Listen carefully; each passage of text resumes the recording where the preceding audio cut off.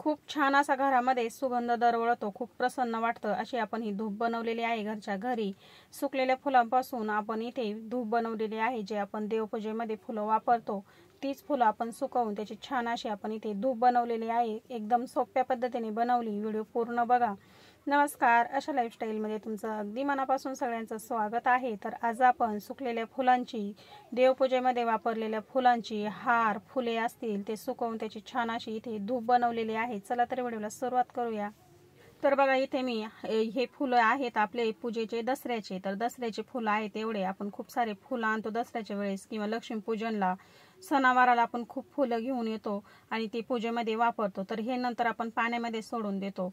तर किंवा मग कधी प्रश्न पडतो की हे फुलं कुठं विसर्जित करायचे म्हणून। तर इकडे कचऱ्यामध्ये टाकून तर देवपूजेचे फुलं काही उपयोग नसतो। तर त्याची आपण छान अशी धूप बनवूया। तर बघा आता या फुलांची खूप सुगंधित अशी धूप तयार होते। तर बघा मी फुलं अशा पद्धतीने चुरगळून घेतलेले आहेत। असे चुरगळून घ्यायचेत, जे खराब असतील ते बाजूला काढायचेत। आता छान असे आपण इथे फुलं चुरगळून घेतलेत, लाल पिवळे दोन्ही मिक्स फुलं आहेत। आता हे छान असे आपल्याला उन्हामध्ये वाळवून घ्यायचेत। ऊन जिथे येत असेल तिथं असे पसरवून ठेवायचे, कपड्यावरती ठेवा किंवा मग मोठ्या भांड्यामध्ये ठेवा, छान असे उन्हामध्ये वाळवून घ्यायचे। तर आता हे मी ना एक मोठ्या ट्रेमध्ये उन्हामध्ये ठेवणार आहे आणि हे छान असे वाळवून घेणार आहे उन्हामध्ये। तर तुम्ही बघू शकता फुलं इथे छान असे आपले सुकलेले आहेत किंवा वाळलेले आहेत। हे मी उन्हामध्येच ठेवले होते। आता तुम्हाला जर जास्त उन्हामध्ये ठेवायला जर सोय नसेल तर सुकल्यानंतर काय करायचंय, कढईमध्ये गरम करून घ्यायचे। जर चांगले असे वाळलेले जर नाही झाले किंवा तुम्हाला जास्त उन्हामध्ये ठेवायला जर नाही जमलं तर कढईमध्ये गरम करून घ्यायचे हलकेसे, त्याची लगेच पावडर तयार होते। तर आता मिक्सरच्या भांड्यामध्ये थोडं थोडं करून आपण अशा पद्धतीने त्याची एक पावडर तयार करून घेतली। चाळणीवरती चाळून घ्यायचंय म्हणजे आपल्याला हे एकजीव करायला सोपं जातं। आता फुलांची आपण पावडर करून घेतली। आता याच्यामध्ये चांगला सुगंध येण्यासाठी छान अशी आपण काही सामग्री घालूया। तर इथे माझ्याकडे हवन सामग्री आहे, तर याच्यामधून मी ती घालून घेते। आता तुमच्याकडे जर असेल तर घाला, नसली तर नाही घातली तर याच्याशिवाय सुद्धा तुम्ही धूप बनवू शकता। याच्यामध्ये आपण अजून कापूर घालून घेऊया। कापूर वड्या घेतल्या 10 ते 15, त्या सुद्धा घालून घ्यायच्यात। आता इथे एक प्लेटमध्ये मी तेजपत्त्याचे पानं घेतलेत, लवंगा घेतल्यात आणि दालचिनीचे तुकडे घेतले। आता तुमच्याकडे जर हवन सामग्री नसेल तर त्याच्याशिवाय सुद्धा तुम्ही सुगंधित धूप ही बनवू शकता। आपल्या घरामध्ये तेजपत्त्याचे पानं असतात, दालचिनीचे तुकडे असतात आणि याच्यामध्ये आपल्याकडे लवंग सुद्धा घरामध्ये उपलब्ध असते। तर ते घालून सुद्धा छान अशी सुगंधित धूप ही बनते। आणि हवा असल्यास तुम्ही याच्यामध्ये चंदन पावडर सुद्धा मिक्स करू शकता। तर बघा आता हे संपूर्ण मिक्सरमध्ये घालून ते सुद्धा मी छान असं बारीक करून घेतलं आणि चाळणीवरती आपण चाळून घेतलंय। म्हणजे आपल्या फुलांची जी पावडर झाली तशीच पावडर आपण करून घेतली। तर बघा आता हे घालून घ्यायचंय। खूप छान असा घरामध्ये सुगंध दरवळतो, खूप वेळ ही धूप चालू राहते आणि छान अशी याचा संपूर्ण घरामध्ये सुगंध दरवळतो। आता हे छान असं एकजीव होण्यासाठी याच्यामध्ये मी 2 चमचे ना गव्हाचं पीठ घालून घेतलंय।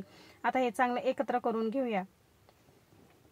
तर दोन्ही याची आपण चांगली अशी पावडर करून घेतलेली आहे। बघा मस्त पावडर तयार झाली आणि चाळूनच घ्यायची म्हणजे ती छान अशी एकजीव होते। आता एकत्र करून घेतलंय। अशा पद्धतीने आपली पावडर ही धूप बनवण्यासाठी तयार झालेली आहे। आता याच्यामध्ये आपल्याला तूप घालून घ्यायचे।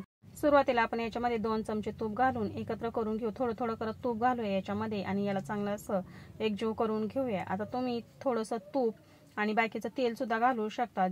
तुम्ही दिवा लावण्यासाठी जे कोणतं तेल वापरत असाल ते तेल तुम्ही याच्यामध्ये वापरलं तरी चालेल। मोहरीचं तेल जर वापरत असाल दिवा लावण्यासाठी तर ते सुद्धा याच्यामध्ये घालू शकता। पुन्हा मी 2 चमचे तूप घालून घेतले। याच्यामध्ये थोडं थोडं करत तूप घालून हे छान असं एकजीव करून बघूया।